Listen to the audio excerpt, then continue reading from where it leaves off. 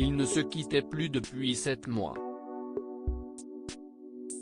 Ce mercredi 7 octobre, le tabloïd britannique The Daily Mail révèle que Sa Majesté Elisabeth II a plié bagages pour se réfugier à nouveau au château de Windsor, là où elle a été confinée dès le mois de mars 2020. Mais, cette fois-ci, la reine s'y est rendue seule puisque le prince Philippe, lui, est désormais à Sandringham et plus particulièrement à Wood Farm selon nos confrères d'outre-Manche. Pour rappel, le couple royal a séjourné dans le comté du Norfolk durant 3 semaines après avoir écourté ses vacances à Balmoral, en Écosse, durant l'été. Des vacances bien méritées après un long confinement à Windsor.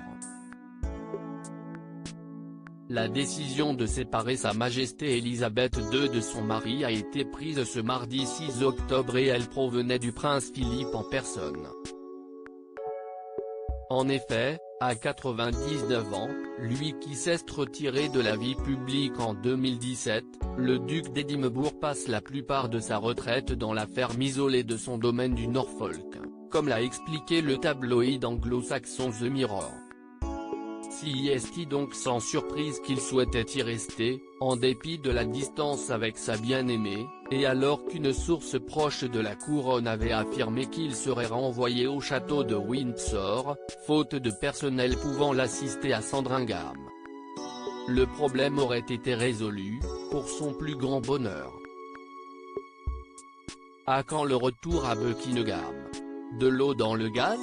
Loin de là. En effet, d'après The Sun, Sa Majesté Elisabeth II et le prince Philippe sont plus proches que jamais suite à un confinement harmonieux.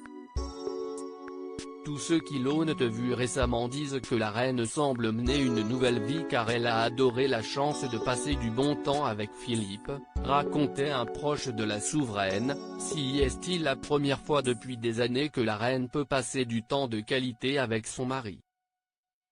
De retour à Windsor, Sa Majesté Elisabeth II y passera son mois d'octobre 2020 avant de retrouver le palais de Buckingham à une date ultérieure. Un choix venant tout droit de son personnel, souhaitant la protéger face à la reprise de la pandémie de coronavirus au Royaume-Uni.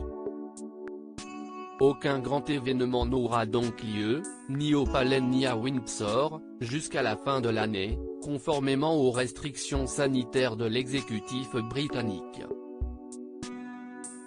Et si elle est contrainte de s'éloigner de son cher et tendre, ces fêtes de fin d'année pourraient, elles aussi, être menacées.